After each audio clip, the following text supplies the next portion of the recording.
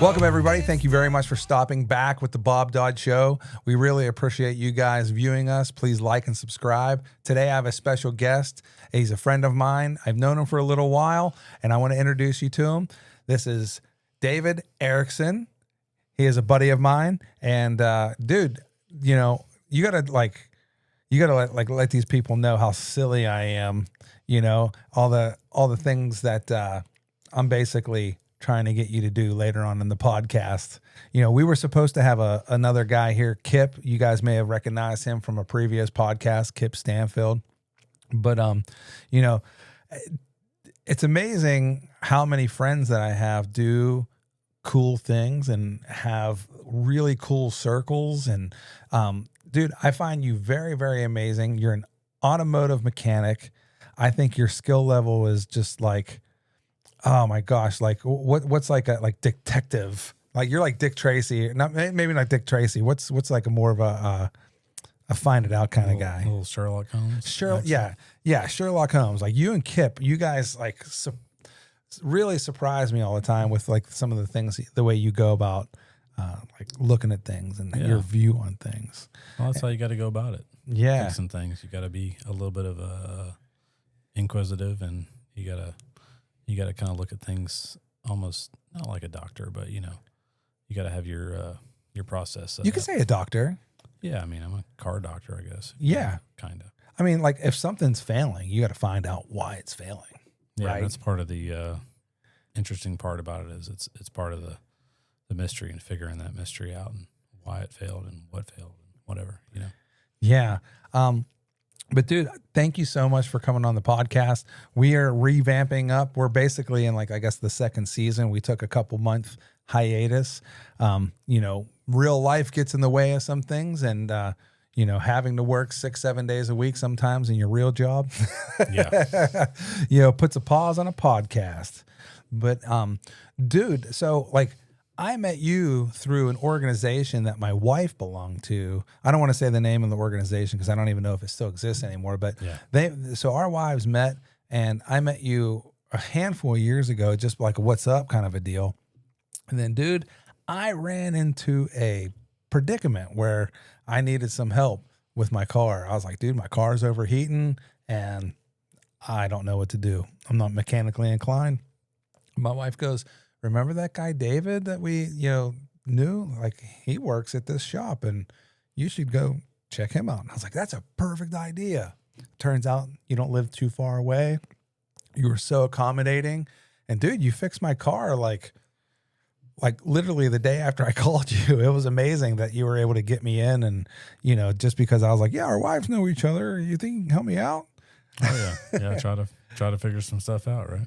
Yeah, dude. And like, man, you knocked it out of the park, and still driving the car today. And you basically, after talking to you, I thought there was something super special about you because like the way you analyzed what was going on.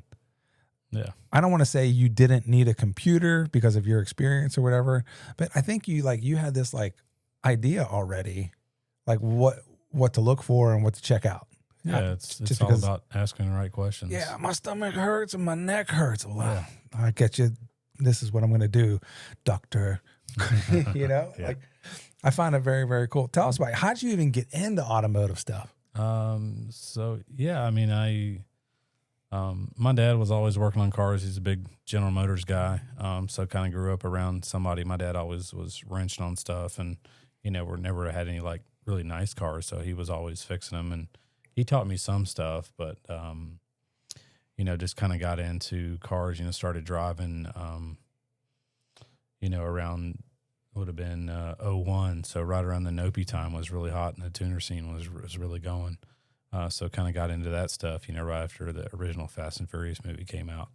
So good series. Oh, good yeah, series. Yeah. The earlier ones are good. Well, I mean, like, yeah, you can say they're tacky, but one thing you can't say is they're not entertaining. Yeah, definitely. And especially the first one. I mean, it really kind of not lit the fire in me, but a lot of people, you know, in that particular scene of cars and imports and stuff like that. Just kind of fun, you know. So that kind of lit the fire a little bit and got me into that. And then, you know, went to college for one semester out of high school, and that was not my path. So and that's okay. So I went to tech school and did about 3 years total at tech school between getting my degree, my 2-year degree in automotive, and then also have a 2-year degree in business management. So from tech school. So yeah, so That's cool, man. yeah.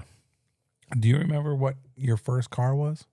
Oh man, well that's a complicated question, I guess, but yeah, I would say probably we had an '83 Bonneville Okay. that my dad had. He drove for years, and it was an absolute.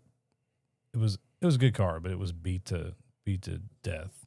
Okay. Had been rear-ended, and like had a trailer light, like a magnet trailer light in the in the bumper, and like literally the trunk was wired shut with a coat hanger for like 10 years because he never got it fixed. Because Oh, you know, wow. we were just like, he was super blue collar, just like could care less about what anybody thought. So he's just like, this thing gets me to work and back, and it's fine. Yeah. So that was kind of my first car, which I was like, I don't care. It's, you know, it's some wheels. So, and then I had an '89 Taurus station wagon that I kind of got handed down through my brother, Dude. which I, you know, it was transportation. Did you try to make it into an SHO? Oh no, I want to do that. I still want to do one of those swaps. So do a conversion. Oh, That'd be yeah. sick. Dude, those were the sickest cars back in the day. I think we had a conversation about this before, but I really loved like that metallic forest green SHO. Yeah, they were Beautiful. pretty understated. Yeah, really pretty cool car. Mm-hmm.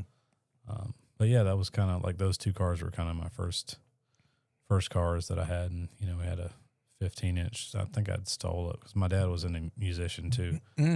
So he played bass. So I think I'd borrowed or kind of taken a big 15-inch subwoofer he had set up. It was a bass amplifier, or you know, like a sub. So I had stole that from him or borrowed it and had it directly wired to one of the speakers in the Taurus wagon. So back in the back had the big Thump. Oh yeah, Dum, it was dum. super custom, but yeah, we had it going though. Oh, heck yeah. Dude, text down below in the comments what was your first car and what was the first upgrade you did in your car? Because that's like the biggest thing. When you're young and you have a car, you're always about the upgrades. You have no money for something, Oh yeah, but it's upgrades. I figure out the subwoofer in the trunk was straight wired to one of the rear speakers that no amplifier or anything. Just, It still made a hoop, hoop, hoop, hoop. it got it done. Yeah, that's awesome. Yeah, my very first car, man, I was super excited about it. It was a 87 Toyota Celica GT, 5-speed, not fast at all, but There it you was go. fun. Yeah, those are cool. I loved it. It had the flop up headlights. Oh yeah, the old. Oh yeah. I remember I paid, I believe it was $1,600 for the car.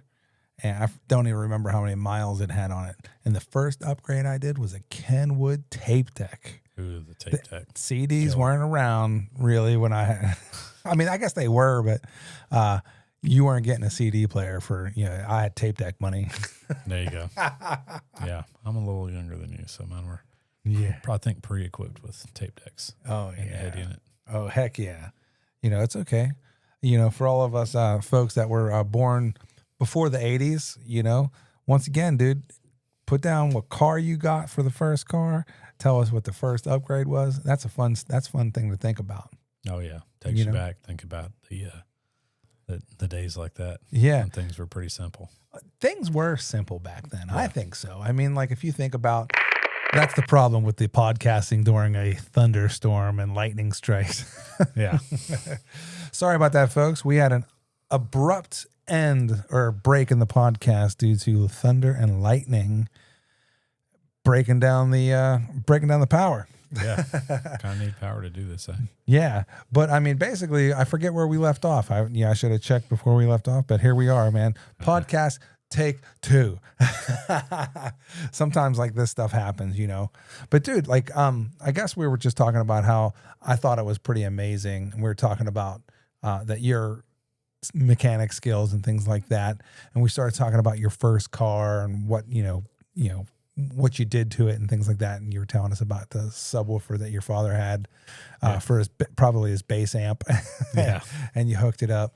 Dude, what was the first time, you know, when you were probably thinking like, my car needs some repair and I got to figure out how to do this? Like if it was a water pump, battery, alternator, brakes, Do you remember like what you got your hands dirty with the first time? Probably the first thing I can remember was probably working with my dad when I was younger than driving age. I mean, it was probably, could have been a teenager, a young teenager. Mm-hmm. And I remember him teaching me how to, like hand pack wheel bearings. Oh, wow. Yeah. So that's like old school guys, with, old school wheel bearings. Exactly. Yeah. So that's, we got little packers now that you can kind of press on them and they'll pack them for you. But, that's the old school trick, or like guys that are military guys, that's military mechanics, that's how you do it. Mm-hmm. Now, do you remember what you first, so what was your first car? I forget what you said. Yeah, it was probably that Bonneville, that 83 Bonneville, but it actually was like, it would have probably been a V6 car. I don't know exactly, but my dad had a guy on the other side of town where we grew up at that he had swapped it. So it had a 307, I think, which is a small block. It was like a smaller V6. 350. No, it was a V8. Oh, V8. It was a 307. 307. Okay. Yeah. So it was pretty cool for a. I love cars, but guys, I don't know anything about them. That's why I meet people like David and ask David, please fix my thing. Yeah. Oh, dude. When, I talked earlier about how I had a Kenwood tape deck, and you were like, "Oh man, you're old." I had CD players. Yeah. Like, dude, what was your first like serious car purchase? Do you remember what that was? Well, probably like which I actually still own this car. It's my dad had bought me I had a 92 Accord, Honda Accord coupe that I still own today. Is it that white one? Yeah. Oh, yeah. So I still have that car that my dad bought me when I was 17. So, dude, thanks, Dad. Yeah, exactly. Yeah, that's awesome. Yeah. That's so cool. What was driving around the city, because like where you grew up and stuff like that, like were there like hot spots to drive by? Like you knew everybody was going to be hanging out at the gas station or?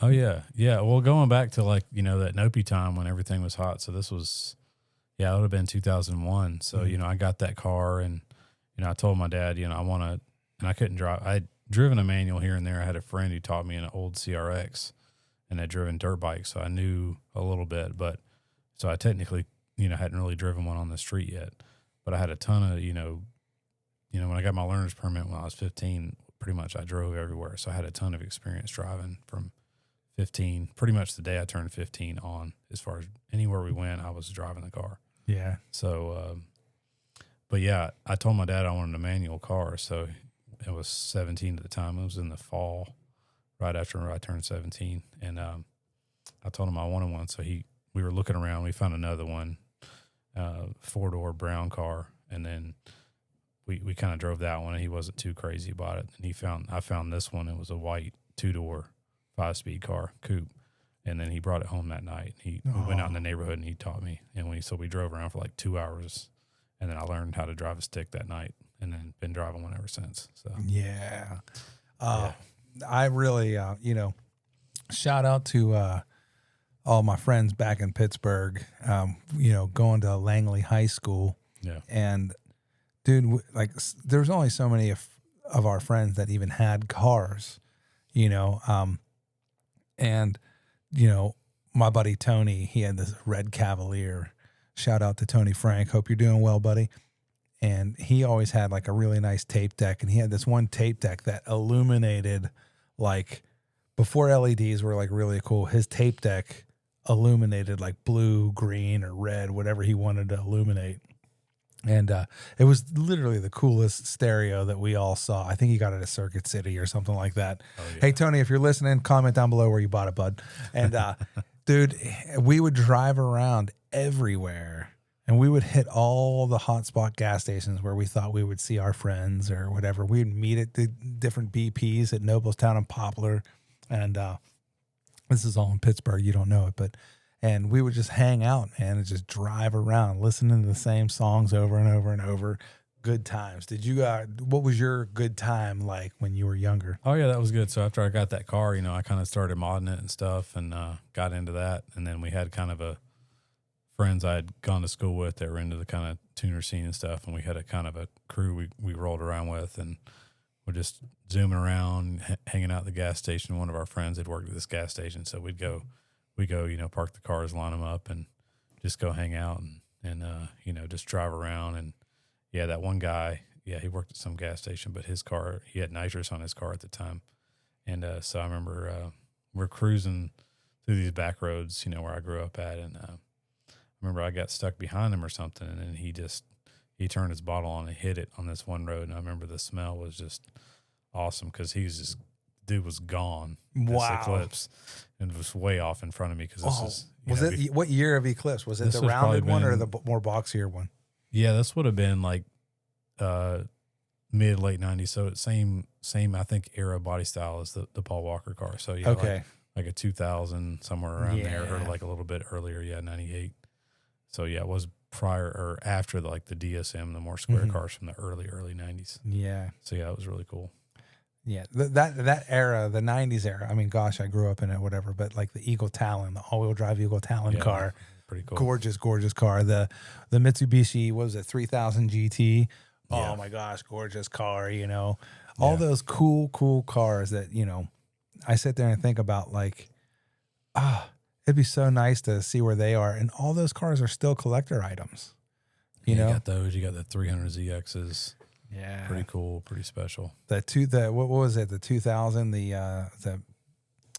is it the Mazda 2000 or whatever? It's not, or the Nissan 2000.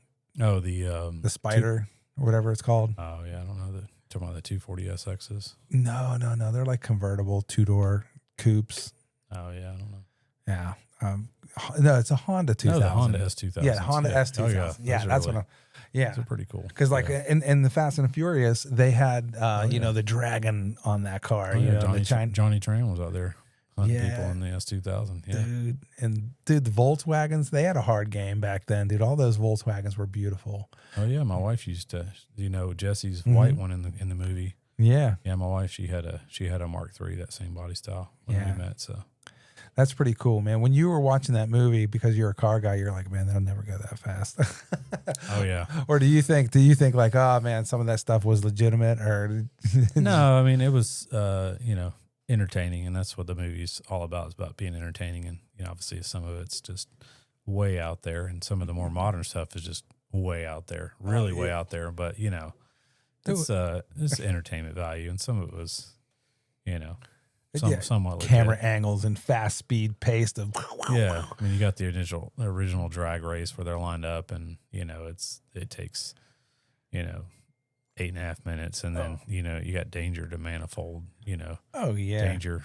To manifold, and the floor pan falls out for some reason. But that camera shot. All right, so everybody knows I was in the film industry, but that camera shot, no one's ever saw anything like that before, other than Matrix, when they, when his engine was failing and it like zoomed into the engine components. Yeah, that was what a wild scene that was. I was blown away. I don't think anybody had done something like that. Well, like you're seeing the combustion process when he's spraying that nitrous, and it's like pretty trippy, definitely. Yeah. So for the animator who made that, dude, my hat is off to you. I think that is cool. We should look that up. If anybody in my film community knows who made that, comment it down below. And dude, like that kind of a thing. What other notable car movies do you hang on to? From that era, I really enjoyed Gone in 60 Seconds a lot. Yeah. From that era, which I know they had that was a remake technically. Yeah, with the Eleanor, right? Exactly. But yeah, I never saw seen the original, but that was a really kind of pivotal kind of movie for me. And just obviously the actors and actresses, you got Jolie in there, and you got, Nicolas Cage and stuff, and super, super fun movie, and all the cool different cars. Cause like, in that era, like every single car they stole in that movie was super special. Yeah. And just the thought of trying to pull off this massive heights like that is just a pretty cool, it's like interesting adventure, I guess. Yeah, 100%, dude. Like the Italian Job, I remember that had a lot of cool car scenes with all the little minis and stuff like that. Jumping the minis, that was super cool. dude, the Baby Driver movie. Oh man, yeah, especially being shot in Atlanta, that was super cool. Yeah, I was, like the actor. I'm not too sure about like if I liked the movie, but the driving shots, they did well. I thought that was fun. I thought it was good. It was different. Yeah, the way it was kind of. Yeah. Yeah, like some autistic dude that just drove real well that needed to listen to music. Didn't land well with me. Yeah. But at the same time, the driving scenes were really, really cool. There's like so many different movies that got awesome cars, like James Bond and like Oh yeah. there was another spy movie. It came out probably late 80s, and it was like where high school kid, they go to France, and somehow he gets intertwined with like this, like, I don't know, like M6 kind of like government kind of a thing where he becomes a special agent, and they give him this like red Lotus that has like a couple James Bondy kind of like things. I'm trying. If you guys know that movie, just comment down below. It's totally blowing my mind right now. Yeah, I don't. But it was like a really, really fun movie. And there was a guy with like a silver hand in it. I remember watching when I was a little kid. I should remember these things, but I just don't. But what a fun movie. Do you have any other like a must, like if you had a top 5 must see car movie, what would it be? Man, that kids can watch. How that kids can watch. I think kids could watch the Fast and the Furious. I think that was. Yeah, they could now. I think my kids maybe have seen the first one or Mm-hmm. when I had it on or something. But yeah, I think the Italian Job. Yeah, that one was really fun. Just some of pretty cool. Them setting those cars up and trying to like get them dialed in to handle the weight of hauling around some gold bars is pretty interesting. Yeah, dude. It's like, I mean, they're taking all these like little tips and tricks of like the actual days when they would, hide alcohol. Oh yeah, for the prohibition. Yeah, exactly. That or even like more modern techniques for south of the border smuggling. Yeah. And there hasn't been a movie made about that like, I don't want to say made the drug cartel look good, but there's some impressive stuff. Oh yeah, I mean they'll try anything and everything to move it. Yeah, I mean cars. I mean, I when I look at the different car shows, I really think of a handful of things. Like this isn't. I guess it's not a car movie, but it deals with cars a lot, and it's Days of Thunder. That's one of my favorite movies. Yeah, have you ever seen it? Yeah, I've seen it a couple times. It's Robert good, Duvall, Tom, I've always Cruise. been a Duvall fan. Yeah, like that has always been one of my top favorite. I plan on showing that. There's a couple scenes in there with a risque stripper cop that I don't want to show my kids yet. You know what I mean? Because they're gonna be like, "What's that? Why is that lady taking her clothes off?" It doesn't show any nudity or anything like that, but it really plays. I mean, it gives you the idea of what's happening. What's gonna go down? Yeah. So like I we have young ones at home, and if you do have young ones at home, you guys understand. Excuse me. But like car movies, just I always gravitate to it. Like even car YouTube shows and things like that. Yeah. Yeah. And I think like so my favorite car YouTube shows always deal with some kind of like thing that you're actually really, really good at, right?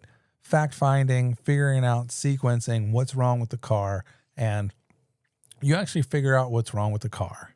And there's shows like Waldo's World, and there's other awesome YouTube shows that like kind of navigate through fixing cars in an interesting way, like Super Fast Matt and what have you.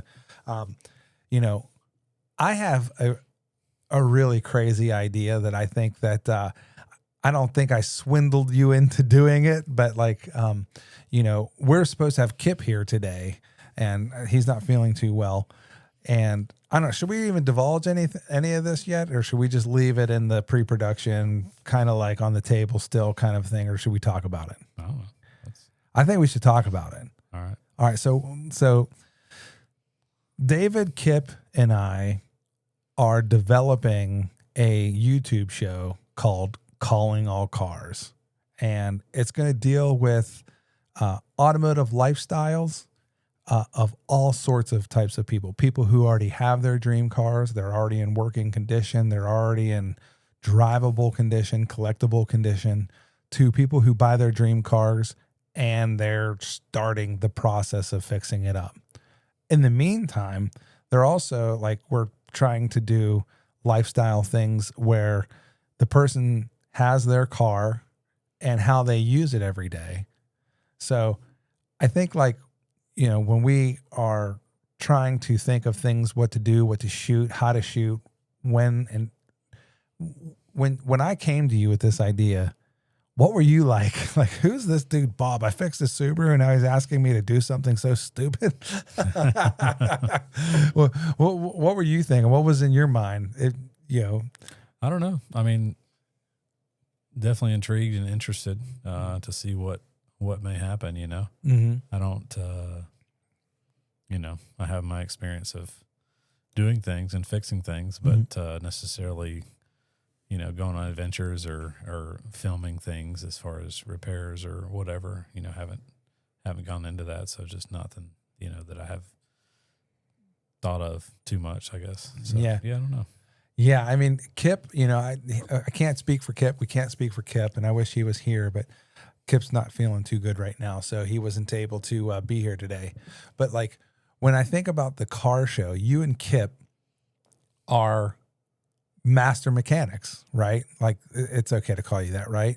I mean, I guess so. Yeah, I mean, you guys are master mechanics. So you guys have so much experience through the years of being a mechanic, right? That you guys can look at something and basically come to a conclusion way faster than, most people. And the way you go about it isn't all like, replace this part and let's see what happens. You guys get to the root of the problem and figure out, why is something happening? And I don't think, in my experience, mechanics are normally like that. So although there's millions of mechanics out there, not all mechanics do that. So I find it very interesting that both you and Kip have that like dissecting mentality, sequence mentality. See if this is why this is wrong. See why that is going on. I find that very cool. Yeah. And once again, you've learned all these chops from probably screwing up or probably from having a great mentor. You know what I mean? Yeah. I mean, that's always one thing you got to think about in life in general, is just ask a bunch of questions. Yeah.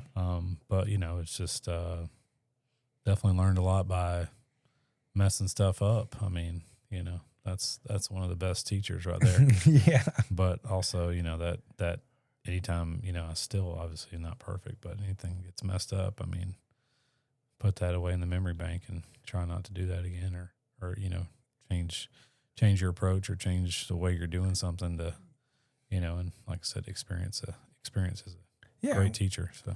Yeah, and with, everything evolving all the time, modern cars evolving the way they are, you still have the opportunity to learn things, so it doesn't get old, I'm sure, right? Oh yeah, and yeah, try to approach it that way too. Is something may have not gone your way, or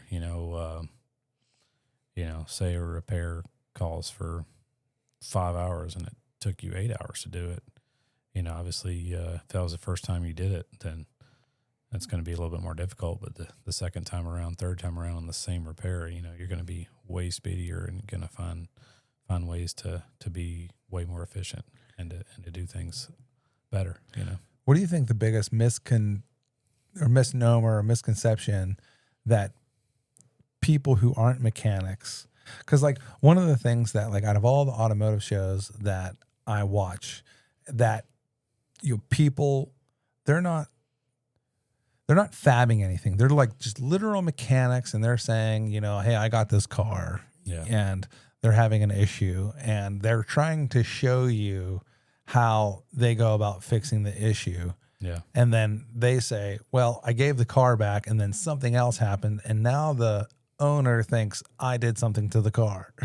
Yeah, that's tough. Yeah, like, what do you think the biggest misconception and misnomer is for just your everyday mechanic, like, that people may, like, for instance, when I go to certain mechanic shops, Yeah. I expect them to be good at certain things, like oil changes. I expect them to put the sticker up and, say, hey, we did your oil change. I had an experience with my F-250 where I took it to the actual Ford dealership. I won't name any names, but they never changed my oil. They never put a sticker up there, but they charged me the money. And my wife waited on the truck. And when she got into the truck, she was like, I don't even remember it moving. Like, I don't know if, like, she couldn't say they changed the oil or not, but she sat there for 2 hours waiting for an oil change. And I checked the oil and I'm looking at everything. I'm like, man, this thing is black. Like, this is definitely not changed. I mean, like, 100%, like, this is not changed. Is it diesel? No. It was a diesel, yeah. Well, that can be challenging sometimes because diesel oil gets so dirty, or it looks so dirty. Even after being sometimes clean, it can. Even after, like, just driving it home from the dealership, maybe? Oh, yeah. I mean, Well, it might have been my mistake, but it's possible. I don't know. I was like, hey, guy. I called up the service guy, and I said, hey, what's going on, man? I took my truck to you. Actually, my wife brought it to you, and she waited for 2 hours, and, there's no, like, you didn't change my A service to B service. You didn't put a sticker up there. And I still have my old oil filters on the truck and everything. Well, there you go. It's like, he was like, well, sometimes we don't, did you ask for the oil filter to change? And I was like, well, isn't that like part of the oil change? Yeah, that's definitely a standard part of an oil service. Sometimes people don't want us to change to save $20 or whatever. It's just like, you charge me $140 to change the oil. Yeah. Like, this is the like the B service, bro. Like, when you do the A service, that's when you change the fuel filters and all the other filters. Anyway, but, like, how do you, like, I guess what I want to say is, like, the misnomer is, like, not all mechanics are charlatans, and not all mechanics are going to be able to fix your car the way you think it's going to be fixed, because sometimes mechanics throw parts at the problem and don't really know when something's failing. Yeah, and that's why, you got to be upfront and honest if it's a problem that you're not familiar with, or if you got an intermittent problem that can be incredibly difficult. And a lot of people, unfortunately, it's hard. They may not understand that. If I get a car that's only doing it, once every 40 miles, it's incredibly difficult, because I really want, the best way to go about fixing the car is your first thing is you want to confirm the problem. And if you can't confirm it and you can't corroborate what the customer is saying, then, it's really difficult to be like, definitely, I believe everybody if they tell me something, something's going on, but it's, I want to see it for myself rather than just spend a bunch of time trying to look for a ghost, like ghost adventures out here, it's really difficult. So, that's the first part. You got to really corroborate the problem and confirm the problem before you can, and then you kind of have to do some research on that problem or on that system as your next step to understand how that system works before you can really diagnose the problem. I mean, obviously experience comes into play a lot there with, common problems on a lot of different vehicles, but, who knows? With those big computer systems that you guys hook up to the OBD, are they, like, linked to some kind of network system when you're like, hey, man, I'm throwing these codes. What are the common fixes? What are the... Yeah, they can be. None of my personal stuff is linked directly to that stuff, but we have some good websites we use that gives us a lot of diagnostic information and or I like to use the term, rabbit trails to go down, like instead of going in the OEM manufacturer specified diagnostic procedure, which can be rather lengthy and unnecessary, a lot of these steps. And some of it's good and some of it's worthwhile, but some of it is a waste of time and can send you down the wrong trail, which can waste a bunch of time. Yeah, a bunch of time, a bunch of money. And, exactly. Like, I know the mechanics never ever want to, like, do the wrong thing because, then all of a sudden it's just like, I told this lady she needed brakes and that rubbing sound was actually, something different, something like else. A hub or something, No, because I want to be right. I want the customer to be happy, and I want their car to be fixed, and Mm-hmm. I want your car to be fixed just as much as you do, because I only get paid for the cars I fix. So got to move it on down the line. So it's What's your favorite tech in the automotive industry right now as far as repairing vehicles? Technology. Yeah. Man, that's a great question. I'm an old school guy, so. Well, I mean, here's the thing. Like when you were replacing that sensor on the Jeep, like you used that little yellow bucket that I've only seen on YouTube shows that are like, oh, you could do this and do like. Oh yeah, that's a pretty standard little That's still tech. coolant funnel. I guess so. Yeah. I mean, we had one today that we're using a scanner to monitor.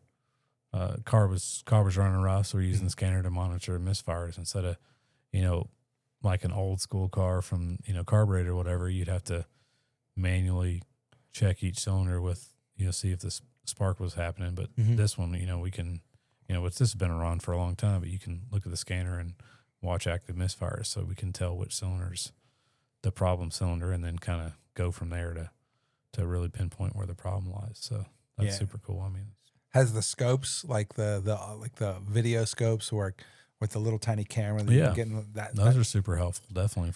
Is that in your toolbox? Do you have stuff like that? Yeah, we got one at the shop. Yeah, they're super helpful. Yeah, see, that's always fun, man. Like when you have, I'm just gonna shout out Waldo's World again. I mean that YouTube show is just a straight up very entertaining show. Yeah. And he uses the borescope or whatever it's called. Yeah. To look in the bore and to see the cross hatchings and to see if the piston looks okay or if there's buildup of some kind.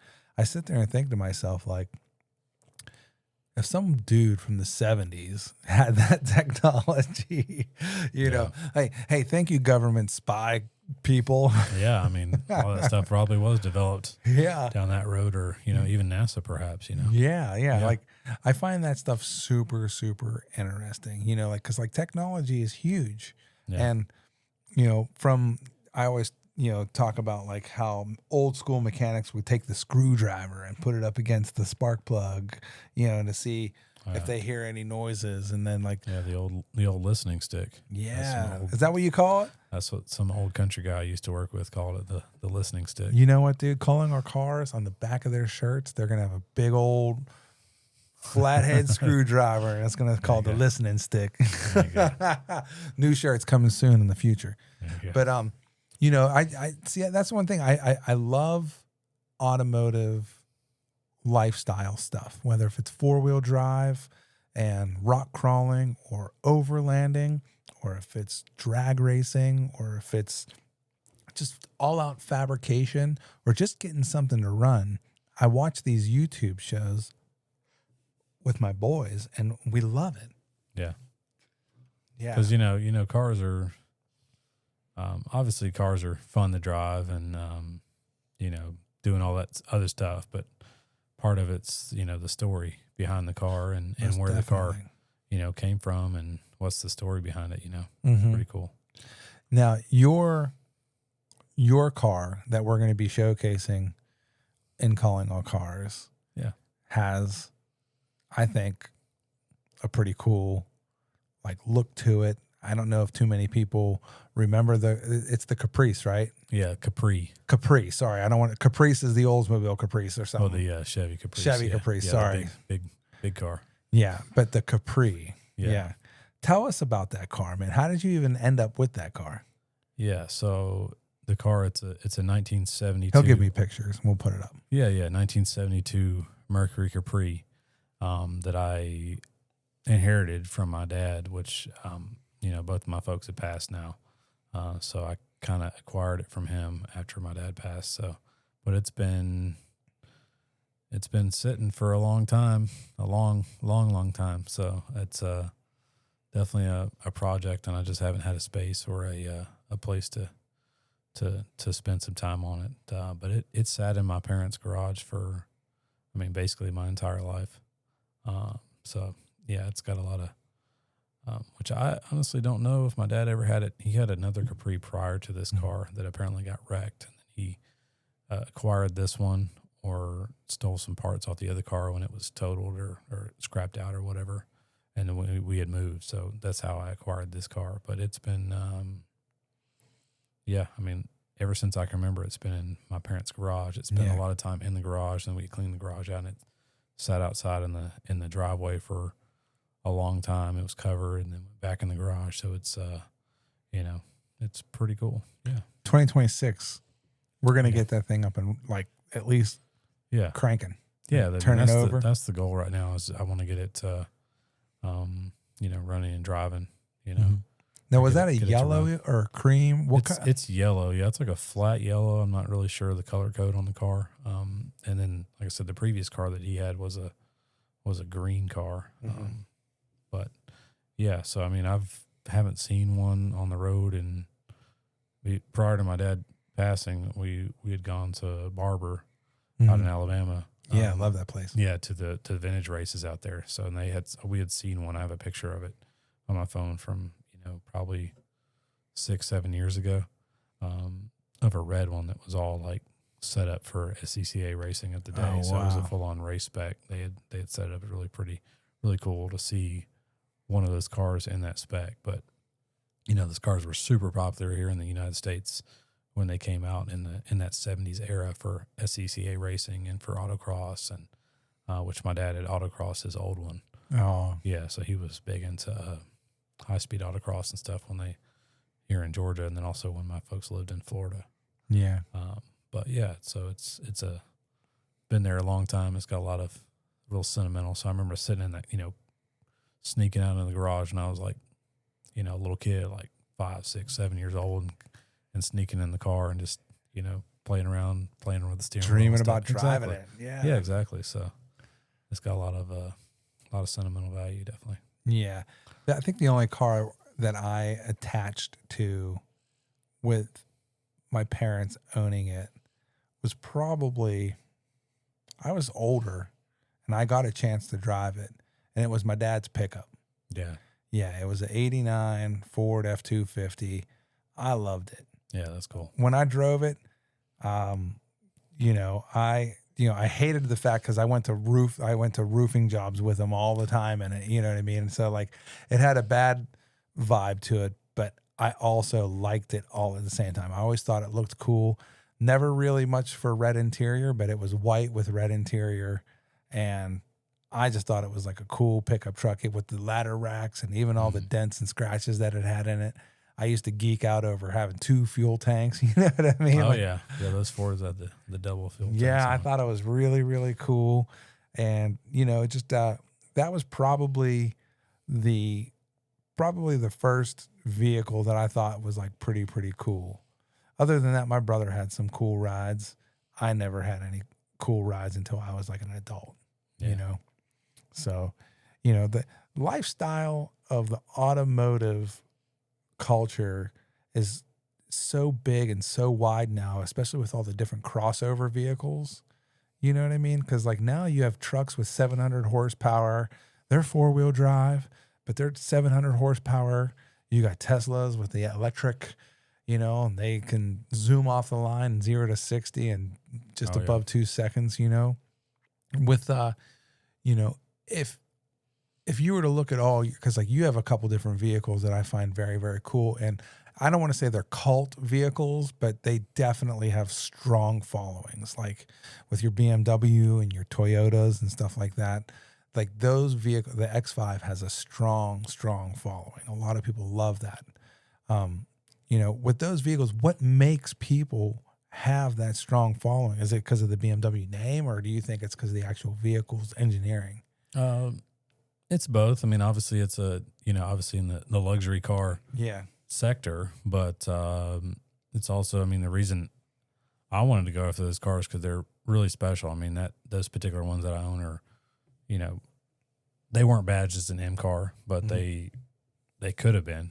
I mean, so, and just the performance, especially cars from that era. I mean, they're considered classics now, which is crazy. I mean, they're 20 years old. I guess that's in a classic zone for BMW, but just the way they feel, the way they drive. I mean, there's, they're quiet and they're just fast. I mean, that car is just, they just want to live it, you know. They handle well too for Yeah, being yeah. a I big, mean, it's heavy.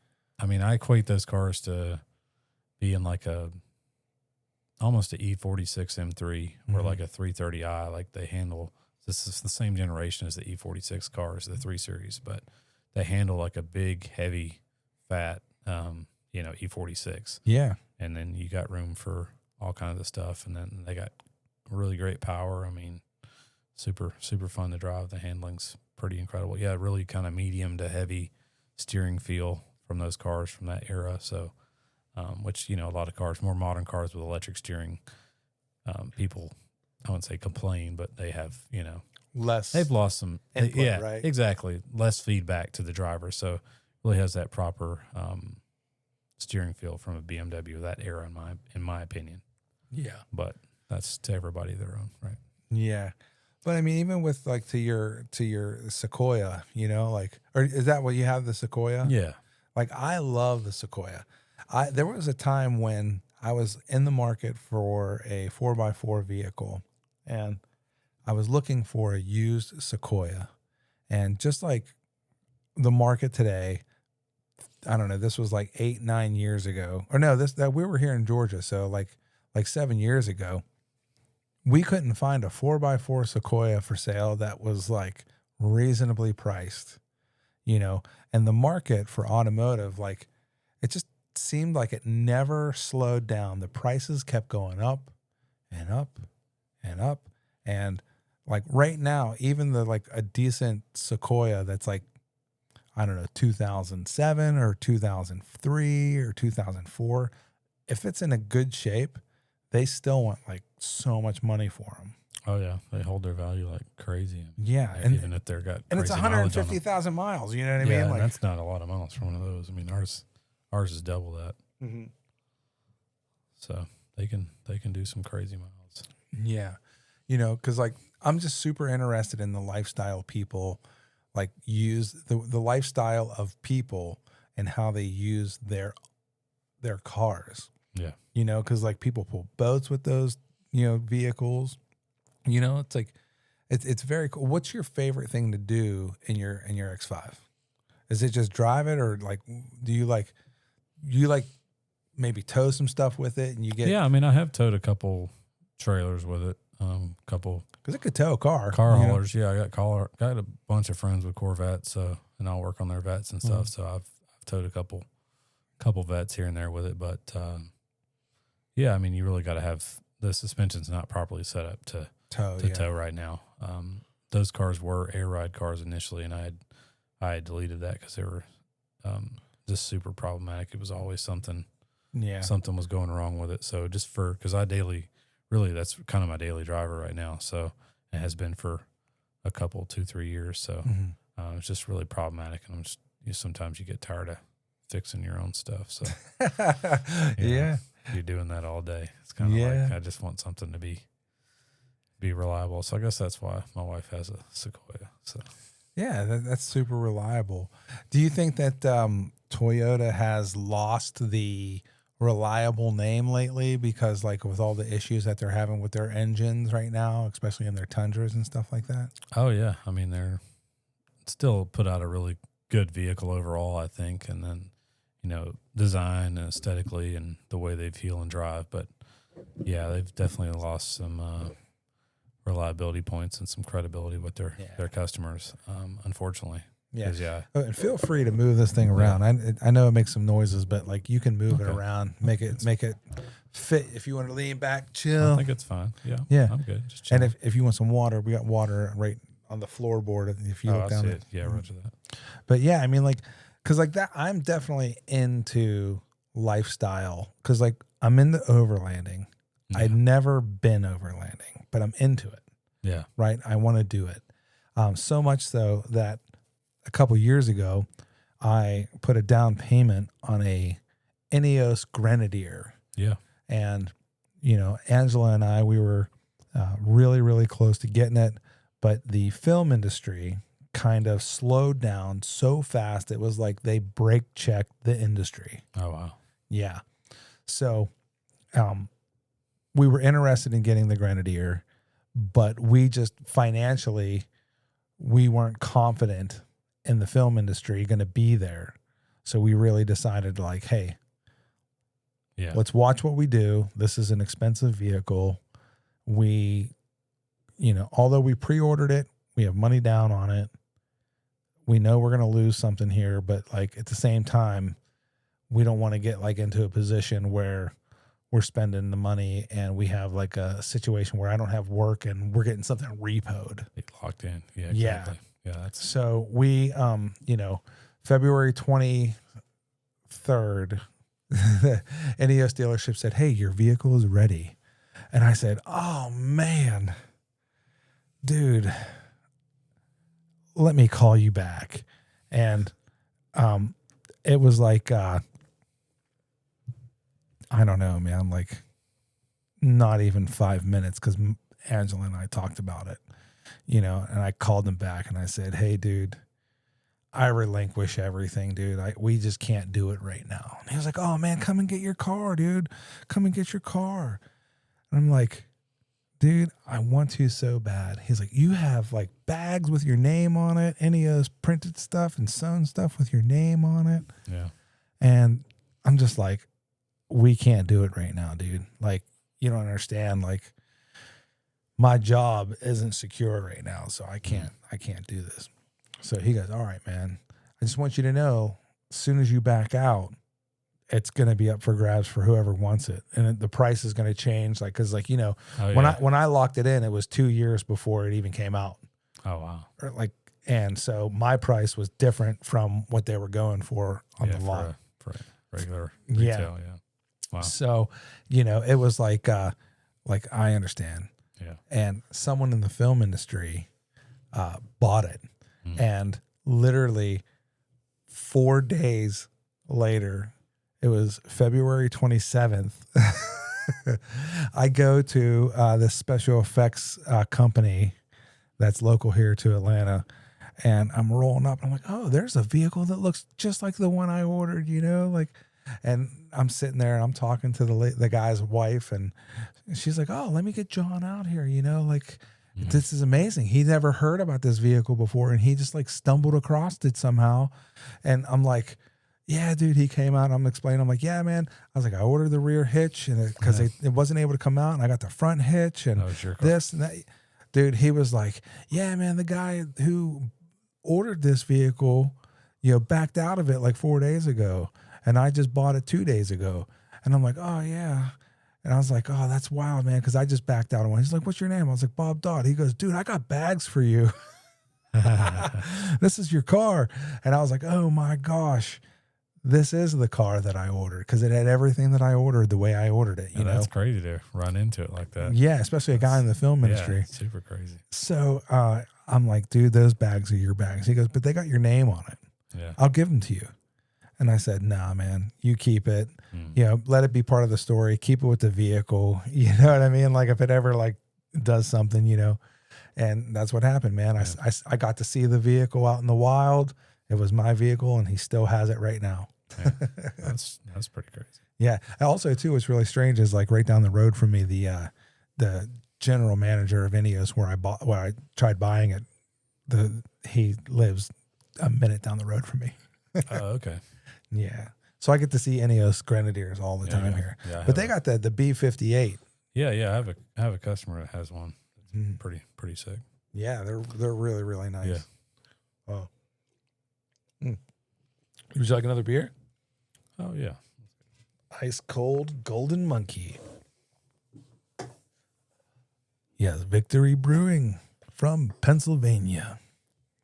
Very, very delicious beer, high in alcohol content. Watch out. It walks up on you, taps you on the shoulder, lets you know where you're at. But yeah, man, like that's another thing. That was a lifestyle vehicle. I'm into overlanding. I bought that, I ordered that Grenadier. We waited so long, went on ride and drives. We were invited to all these different gatherings for it. And, one of the things was like, I'm going to go overlanding. As soon as I get that vehicle, we're going overlanding. And when I had to walk away from that vehicle, I was like bummed out. And like Angela said to me, she goes like, Bob, if you're into overlanding, just take the Subaru overlanding. I'm like, you can't overland in the Subaru. She was like, I'm sure you could figure a way to go, fulfill that.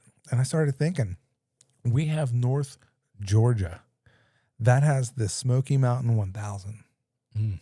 And it's 1,000 miles of back road trail for off-road vehicles that are built like the Subaru and built for more capable vehicles. So we could take the Subaru off road, go do some water crossings with it. And then we got that Jeep too. So we have we can caravan or convoy, and actually go camp and go do some stuff, Yeah. So that's why I get into a lot of the lifestyle aspects. When you get to the JDM lifestyle, dude, they're into speed, cornering. They're into, did you go to the, Devil's Backbone, or did you go to Tail of the Dragon and things like that? And, they got the stickers to prove that they've been there and done that and all that stuff. What's your lifestyle vehicle? Do you have a life, or are you just like, I like them running? Yeah, and that's can be a challenge sometimes. Because, the BMWs got to bring money with you. Oh, yeah, bring money with you. Or yeah, something like that. But there's all kinds of those. But, yeah, I mean, lifestyle-wise, I mean, obviously I fix cars for a living, but, I like driving on the racetrack doing HPDE stuff, and got into that over the last several years and stuff. Really enjoy that. It's a lot of fun. Do you still have that car? Or? Yeah. That's a 93. Or initially I started driving in a 94 Del Sol that I had. Oh, that's a great car. Yeah. Which I acquired that car, which is a, pretty fun twin cam VTEC car. Mm-hmm. And then I swapped that engine into a 93 Civic 4-door. Oh, nice. It's because I wanted it was really my daily driver, the Del Sol was, and then the Civic 4-door was my daily driver because I'd, got kids, so I wanted to have a back seat and have some extra seats back there. Oh, and the gas mileage with the pep. Oh, yeah. Yeah, no, I mean, that car's pretty good. I mean, it's not crazy because the transmission's geared really short, matched with that engine. Those things are really high revving, basically a souped up kind of motorcycle engine almost. Yeah. But yeah, I mean, it gets, on the interstate cruising at a, reasonable speed. I'm not going to state any We're speeds, in Atlanta, reasonable is 100. Yeah. No, if you're not going 10 over, you're going too slow, right? Yeah. But yeah, I mean, it'll do like 30 miles per gallon on the interstate. So did you ever take it around 285 to see how fast you can do the? Yeah. No, I haven't done that, but no. Oh, those 285 boys. I forget what they're called, that motorcycle club. Yeah, I heard about that. Yeah. I don't know about that thing. Apparently, the only way to beat it is to get around 285 in a certain amount of time where you are definitely driving like 180 miles per hour the whole entire time. That's nuts. Yeah. No, those guys are nuts. Oh, yeah. I got to have a driver's license. I can't do that. Yeah, I know. Just sorry, folks. Zooming. Yeah. Oh, my gosh. No, but I like driving on track and stuff, so that's super fun. Did you ever go to what's that, Atlanta, Road Atlanta? Yeah, I've driven Road Atlanta once. Been there, a handful of times. And then driving at Roebling Road in Savannah, another road course. And then Talladega, Little Talladega. Did you trailer your car there, or did you? No, I drove your car? Yeah, just haul some stuff with me, and in case it breaks, we'll fix it there. And little tire carrier?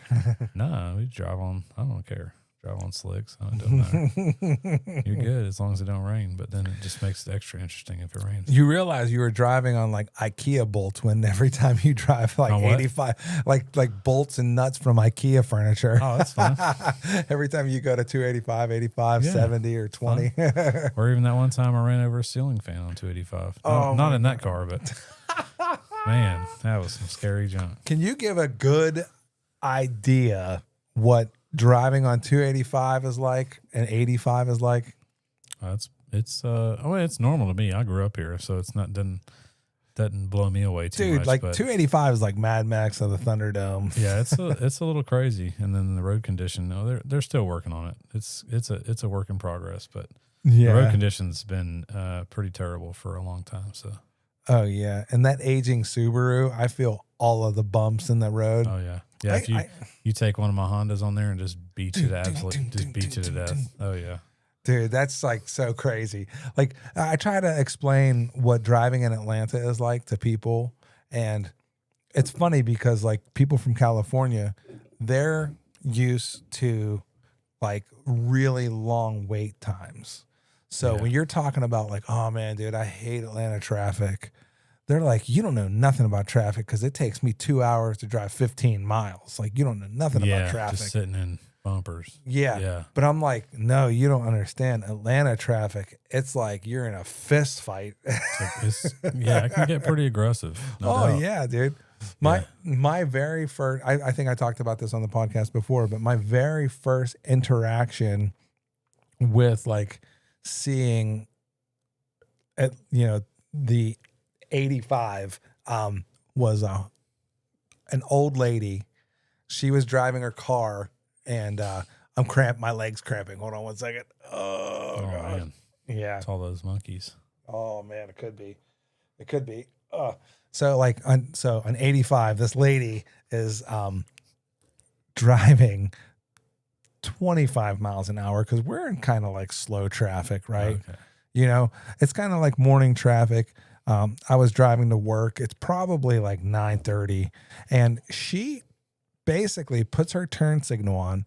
Now she's about 2 cars ahead of me, and as she puts her turn signal on, she's getting really close to her right side, and she runs into a dump truck. Oh man! And her car, like when she hits into the dump truck, the rear wheels of the dump truck lift her car up in the air because that's how like her little car got caught up, and then it like slams it back down, and the car goes all crazy. The guy's like looking out of his window. He's like, "What are you doing, crazy lady?" And then then all of a sudden her turn signal comes on again as she turns her turn signal on, and she makes a second attempt to get in the lane and then hits in the dump truck again. Twice? Yeah, twice. And you can see it's just this little old lady just like trying, I don't know where she's going, probably doctor's office and somewhere in Atlanta. And the guy's like literally like mother effing her out of the the driver's side window, like telling her, stop, pull over. And I think she acknowledged the fact that she had hit into the truck. Yeah. But what happened was he finally like slowed down, and she got in front of him, and I think she was trying to get over for an exit, right? Oh, yeah. And he then like followed her off the off ramp. So that's like what happened. I don't know what happened after that, but that was my awakening of like craziness that happens on 85. Yeah, you gotta fight for that spot. People, they're not gonna let you over. That's just. This is my lane. You can't have it. So. Oh my gosh. The amount of times that people in, like Maximas that tell me they're going to shoot me, like that's just like, oh, this is just another thing. And like, it's really crazy. The Atlanta traffic and how wild it can get. It's literally Mad Max of the Thunder or no, what's like, I don't know. It's just crazy in Atlanta. Yeah, it can get a little crazy. I was on my motorcycle and I dodged a 24-foot Warner ladder. Oof. Yeah. I'm driving and all of a sudden I see car commotion happening probably, I don't know, maybe 200 feet in front of me. So I know to slow down, right? But the vehicle that was right in front of me was like a F-250 or F-350 work truck, And all of a sudden I just see it go boom, boom, boom, boom. Just take it. And I'm probably 3 car lengths behind it. But then a Warner ladder appears like magic from the rear end of this pickup truck. And it kind of like goes up in the air for about like a couple tumbles. And I realized that it's 2 lanes long. Oh, wow. And sitting sideways. So I'm like, I got to do a wheelie to get over this thing. I gun it. I drop gear and gun it, let the clutch out. I do a wheelie and I immediately start to lean over like this. Like I have no control of my wheelie. And, well, I don't know what happened. I didn't wreck. I leaned and I turned around the ladder and I came back into my lane. Like I went like left and then right with a wheelie. And I got to tell you, dude, the wheelie was probably 3 inches off the ground. It felt like it was like 2-3 feet off the ground, you know? And I was like, dude, God just saved my life, dude. It just made me circumvent this like 24-foot Warner ladder because I saw it. I was so close to it. I saw it, the blue label of 24-foot Warner ladder on it. So that's Atlanta, dude. Oh my gosh. But man, yeah, I try to explain to people from California what Atlanta's like, and they're like, oh, it's not New York, it's not LA. It's like, Yeah. oh. Well, they got people white lining it in Cali though. So Yeah. yeah. So that's a little nerve wracking if you're sitting in bumper to bumper out there, and then Well, when splitting lanes is legal though. oh, I know, but it's if You're going to be doing that with your new bike. Yeah, I doubt it. You're going to be driving. Crazy like that. You're going to be driving through Coweta. Just cruise, just enjoying it. Oh, dude, lifestyle, automotive stuff is so wild. Like the biggest thing is like I'm worried about, you know, because we got that Jeep, the ducks. I don't want to see the ducks. Not really into the ducks. I don't understand it. Well, you can wave at everybody.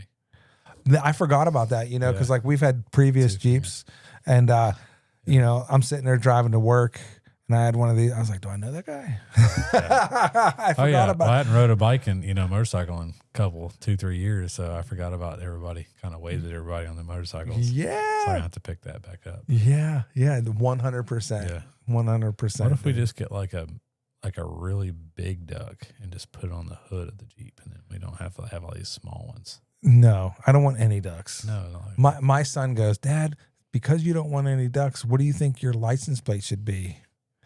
And I was like, I don't know. He goes, Dad, you should do a license plate that says no ducks. And I'm like, okay. He goes, because I seen a license plate that said no ducks in one of the YouTube shows that he sees. And on the bumper, like below the license plate, it says given. And I'm like, Ethan. Yeah. I'm like, you, sir, are funny, but I can't do that. Yeah. Oh, man. It surprised me. You know what I mean? Because I was like, I didn't realize you watch that much YouTube, bud. Yeah. Like father, like son. But yeah, man. But dude, getting back to calling all cars, I got you kind of like in the mindset. You're interested in doing this. We have some things happening. Dude, are you excited about it at all? Oh yeah.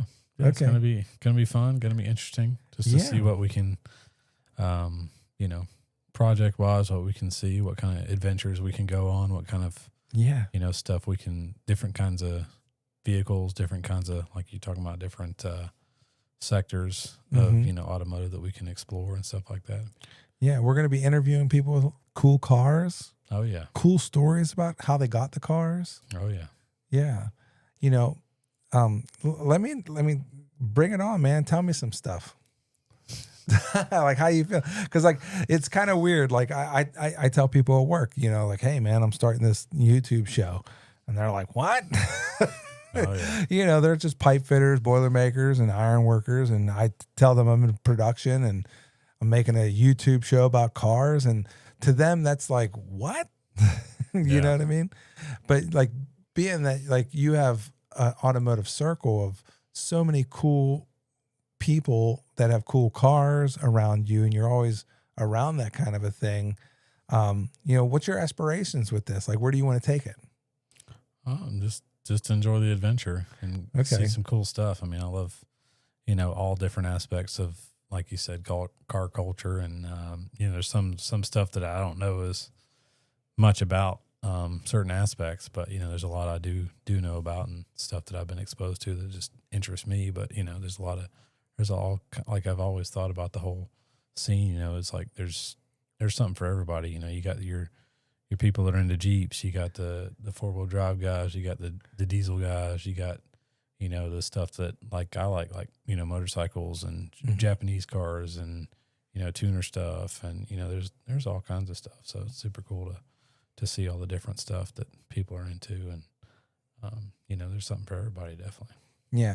So folks that are watching this, you know, comment down below, please. Like, what would you be interested in as far as seeing as car shows? Are you interested in seeing people who race everyday cars at the track? Like, for instance, my friend Landon, he has Porsches, you know, so he races at Road Atlanta, you know.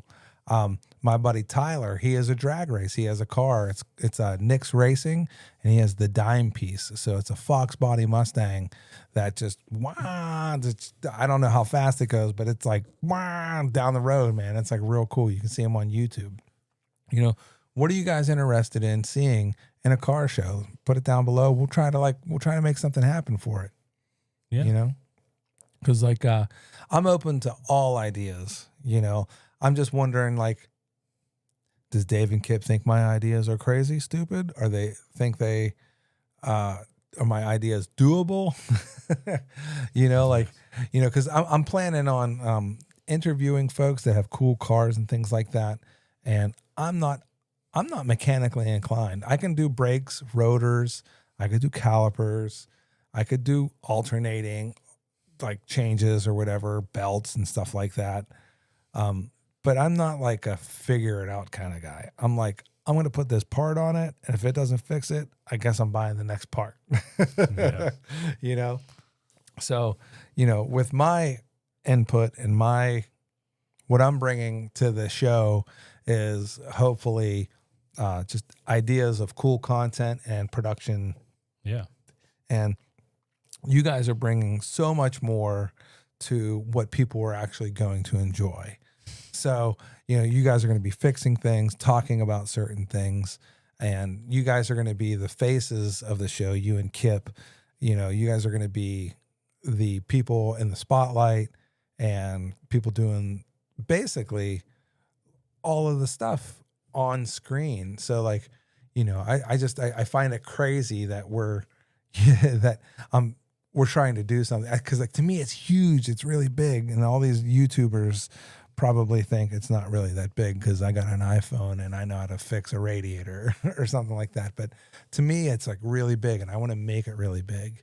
I want to meet up with the folks of VinWiki and, you know, and you know, Roadkill and all the other automotive shows, and I just want to connect with all of those people, because all the stuff that they put out, I love, and already for the stuff that we've done and that I'm checking out, I kind of like it just as much. You know what I mean? I think it's cool. So I like who I'm watching. Yeah. And that's what it is. You and Kip. Yeah. You know? So, you know, what ideas do you want to run with? What, like, that's what I'm saying. Like, what do you think?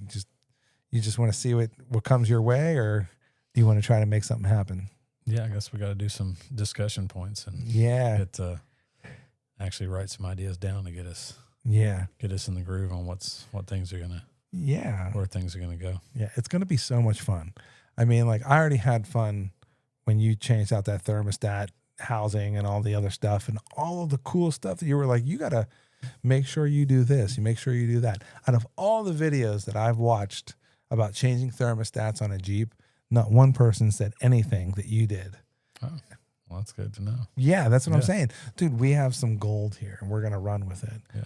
You know, so look at, in the future, look at Calling All Cars. It's going to be on YouTube. And, you know, I don't know when it's going to come out, maybe 6 months from now. Who knows? Maybe 3 months from now. Who knows? But we're going to make it happen. And, yeah, we're going to just run with it, man, and see what happens. Takes us all over Georgia, maybe Tennessee, Florida, wherever, North Carolina, Virginia, wherever we go. We're going to have some cool content for folks to see. Yeah. Yeah. So where the adventure takes us. Oh, yeah. Venture will take us somewhere, especially on bikes, dude, because once you get your bike, we're riding. Oh, yeah. We are riding 100%. Definitely. You know, Kip's a rider. Oh, yeah? 100%. Yeah. He is like a dirt rider. Sense. Oh, yeah. We talked about that. Yeah, he's a dirt rider. I mean, he rides on street too, but he just, trails is like his thing. Trail ripper. Ask him to, next time you see him, like, dude, let me see that scar picture. Dude, he has a lot of like gnarly pictures of one of these accidents where I'll let him explain it to you, or you can watch Kip's episode on the Bob Dodd Show. He tells you about the story, but he showed me a picture, and I was just like, oh my gosh, that's crazy. On a scar that he has. Well, it wasn't a scar yet; it was a wound at that point. But yeah, I mean, it's like it's so rough, man. It is so rough. Oh, I know. Yeah, my father-in-law and brother-in-law had an incident in Baja. Oh, yeah. Did they Baja race? No, down in Baja. Okay. Yeah, they were riding in the sand down there years and years ago, and they had poor visibility and riding. You got to keep your momentum up, which I've never ridden those kind of conditions. No. Or in sand like that, but you got to keep your momentum, otherwise you'll just get bogged down because they're kind of got paddle tire setups, I guess, and there's just a bunch of dust, and the visibility was terrible. And one of the two of them stopped in the middle of the line, and they got spaced out in between riders. So they're keeping a pretty standard speed range, and boom goes the dynamite, and one of them ran into the other one, and then my brother-in-law, his whole arm, he's got a pretty nice scar on his arm here from that incident, and he had to get like helicoptered out, and like completely just shattered his arm. What took him there? The riding took them there? Yeah, they went on a trip to go ride. Yeah. Wow. Yeah, because my father-in-law used to. They both were kind of dirt riders and stuff, and my father-in-law used to really be into dirt riding and stuff. That's awesome. Yeah. See, we were just roofers where I came from. Right. Yeah. I used to do it for fun. I mean, he said he used to ride. He'd be nothing for my father-in-law to ride 100 miles. Yeah. In a day on dirt, just ripping back when he was a young. That's awesome. Young guy. That's awesome. One of these days, I'm going to have my buddy in here, Jason. Jason Evans is a riding buddy of mine. He worked in the film industry, and we rode a street all the time, but he was a dirt rider also. So he was, and he has like a lot of cool stories and a lot of things to share that I think people will find interesting. Yeah. And one of the videos that I have of him, he was like, look, dude, I got a new KTM. I forget. It was like KTM 500 or KTM 490 or something like that. Dirt bike, 2-stroke. And this is right when he broke his leg.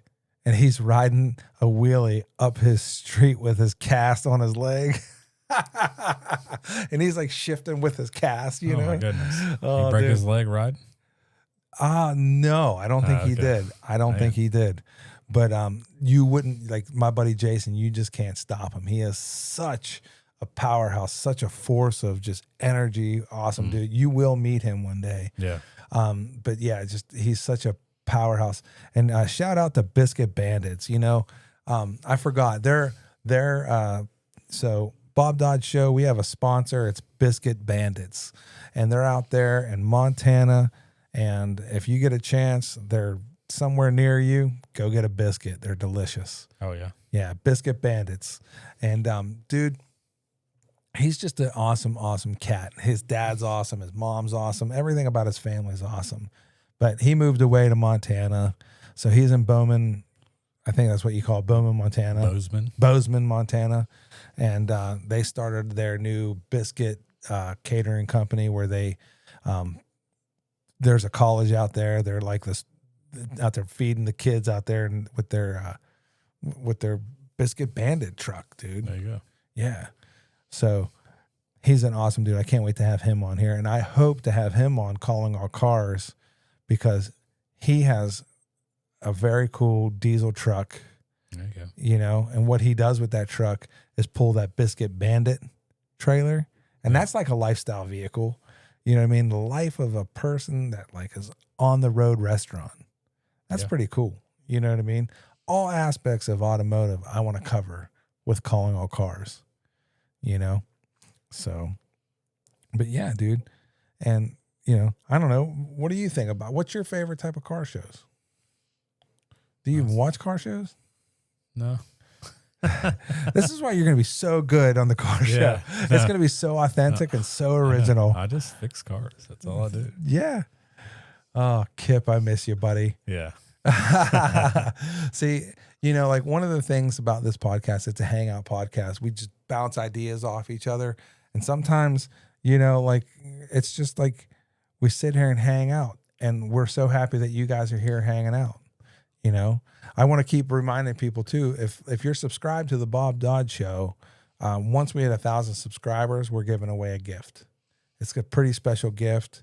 And I think that whoever wins it is going to be very, very excited. Something that you guys can start your own podcast with. And yeah. Oh, man. Yeah, it's going to be super cool. Sounds cool. I don't know what Yeah. it is. Sounds exciting. I'll tell you, it's going to be a surprise, Okay. you know, but you know, we need to get that 1,000 subscriber. I think we're at 150 now. So thank you for everyone who's subscribing. And, you know, once we get to that 1,000 subscriber mark, we're going to be giving lots of things away. I think PinBOX Productions has allotted us with a couple different, things that we can give off as gifts, and you know, whoever is subscribed has a chance to win. You know, you don't have to buy anything, just subscribe. There you go. You know, It's that easy. it's that easy. You know, when we get into the calling our cars, we're gonna have to give cars away, so we're gonna have to figure that out. It's fine. Maybe we give that Jeep away or something one day. That'd look cool in somebody else's driveway. Yeah, man, we just gotta sell a bunch of T-shirts. Yeah. You know, do it like Cletus does and Diesel Brother does and everybody else. They sell T-shirts and tell you to drink a specific drink. You know, There you go. drink a Golden Monkey, buy a T-shirt. You might win a Jeep. Calling all cars. Who knows, man? That's where I'm saying, like, we could do, like, we're embarking on a journey that we have the control, whatever we want to do. Oh yeah. Could You know, we have 3 partners coming together, a trinity of cool ideas. Yeah. You know, so, and you think I'm crazy. Kip thinks I'm crazy. He's just like, I'm along for the ride, brother. Yeah. I just, you know, like hanging out with you guys. There you go. Yeah. But dude, you know, I thank you so much for coming on, dude. I appreciate it. Yeah. Big time. You know, I don't know. You're going to see more from us. You're going to definitely see more from David from Calling All Cars. He is one of the faces of Calling All Cars. Him and Kip, Master Mechanics. Pretty soon we're going to have him and Kip on the podcast together. And, you know, it'd be another rigged rundown. And, you know, if you guys have any questions whatsoever, any show ideas, anything you want to see, I don't know, man.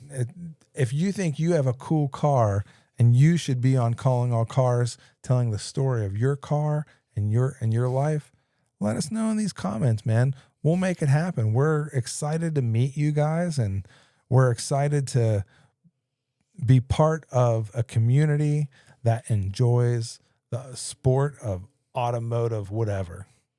Yeah. You know, if you like changing brakes, that's a sport to me, because you're always racing against the, you know, the YouTube guy said it took 2 hours to do this, and I bet you I could do it in an hour and 25 minutes. No, that ain't true, is it?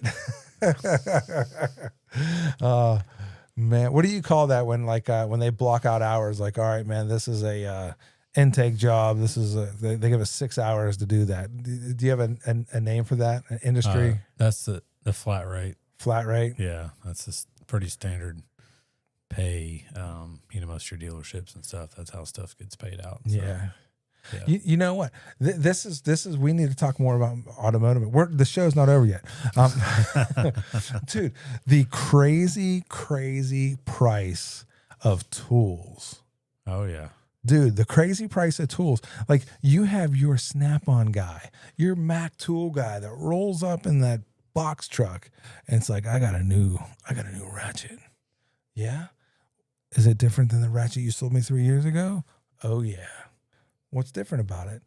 This has 90 teeth instead of 85. Yeah. You know, it's like, what's your Snap-on guy like? Is he cool? Oh yeah. Yeah. Super cool. Yeah. He's an old school guy. So yeah. Yeah.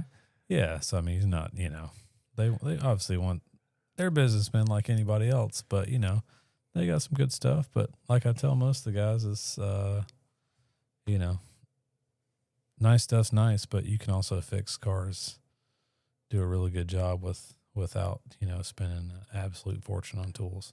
Yeah. And that nice stuff feels really good in your hand, and, obviously it can make your job easier and more efficient, quicker. Yeah. But at the same time, you don't necessarily have to have that, everything doesn't have to be Snap-on for me to be effective and to be good at what I do.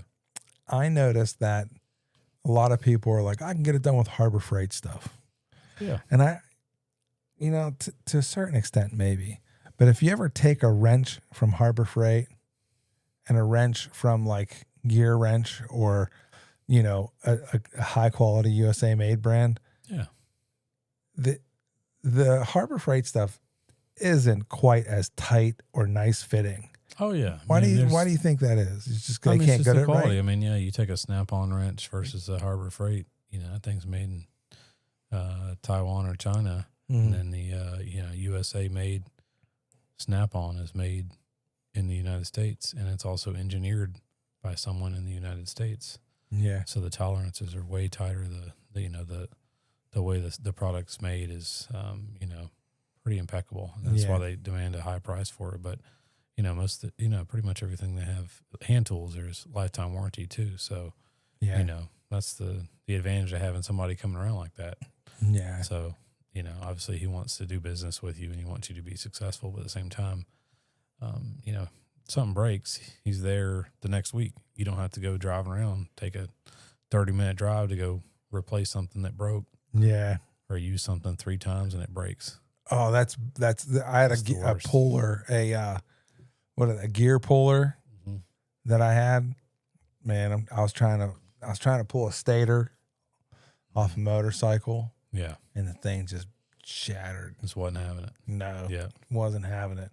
My buddy Pete, he's like, listen, man, you don't need that gear puller. You're supposed to use your rear axle.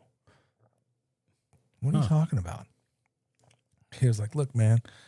He undid the rear axle, pulled the tube out, screwed it in, hit it a couple times, screwed it, hit it a couple times, screwed it, and it popped right off. Yeah, you got to know the tricks, man. That's what I'm saying, man. You and Kip know the tricks. Yeah. Maybe calling all cars, we should do some episodes called Knowing the Tricks. There you go. That sounds a little interesting. Yeah.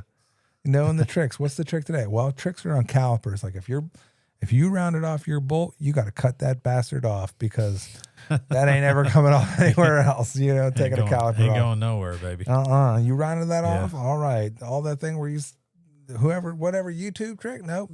Try this YouTube trick. Just cut it off. Yeah. Yeah. I mean, I'm always learning tricks, but yeah, you gotta use the ones you got and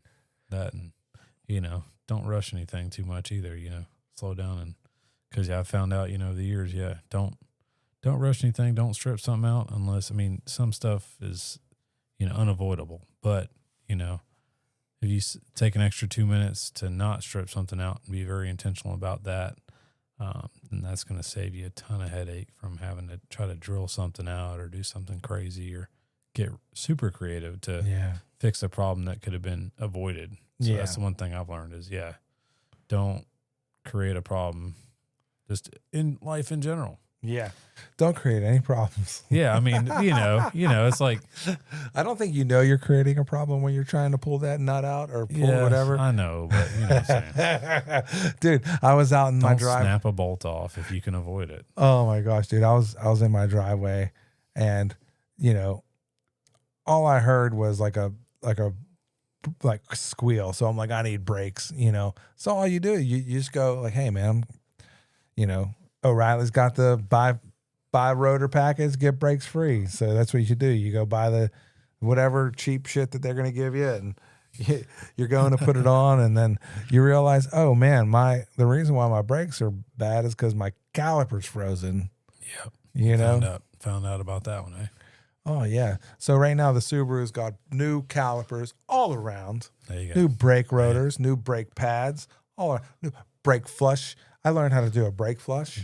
Change the fluid. There you go. That's one of the main reasons for caliper failure is people don't change their brake fluids. Yeah, the brake fluid absorbs moisture and can cause your calipers to fail. So what is it? Every year and a half, every 2 years, you should change it. Yeah, most of your manufacturers are 2 to 3 years. Your Euro BMWs and stuff will generally set a service reminder off every 2 years, 24 months. You got your .3, your .5, your .5.5. Yeah, it just depends on whatever the manufacturer calls for. Unless you're track driving, then I'll use my ATE Type 200 on the track, and then some. If you got a really fast car, then you want to use something better than that, has a higher heat tolerance. Yeah, which can get expensive. Some of that stuff can get it's about $80 a liter. Really? Yeah, that stuff can get quite expensive. Jeez, dude. But you got to have it unless they're brakes. You're racing. You don't need brakes when you're racing. Oh, that's that's a misconception. That's the folks. first thing you need. First thing you learn. Yep. You slow into the turn and speed out. Yep. Yeah. Not that I know racing. Landon, don't hate me. I don't know anything about racing. Yeah. Unless you're drag racing, then you might have a parachute, right? Yeah. Parachute. There you go. And maybe some hay barrels. Hey. So you just run into some hay. It's like, hey. Like, dude, I'm an idiot. I'm That sorry, sounds David. dangerous. Yeah. Oh, well, that's what all the stunt guys do. They just jump in hay and cardboard boxes. Maybe. I don't know. You don't remember know that better than me. Super Dave Osborne? Does that ring a bell to you? You're just so Nope. young. Dude. Yeah. I forget how Probably old I am. Probably like way younger than you. I don't know. I know. I think you are. Kip, comment down below. What's your favorite Super Dave Osborne episode? Mine is when he jumps off a bridge. Oh, wow. Oh, dude. It's great stuff. It's cheesy, but it's great. It's like when TV was a little risky. Okay. Super Dave had this Chinese guy on, and he's like, he's my engineer consultant, and like super like Chinese accent. And it's like, hold on now. It's like, but like it was done well. It held up. You know what I mean? Like the humor held up. Oh, yeah. It doesn't sound like it's done well. Oh, no. Because like the Chinese guy was like uber intelligent and engineering and smart, Okay. and Dave was the goofball that messed stuff up or faltered. You know what I mean? The dumb American, it's probably propaganda TV back in the 80s. Who knows? But I liked it when I was a kid. So much so. I was a huge fan of like Evel Knievel and stunt shows and stuff like that. Oh, yeah. So much. I loved it.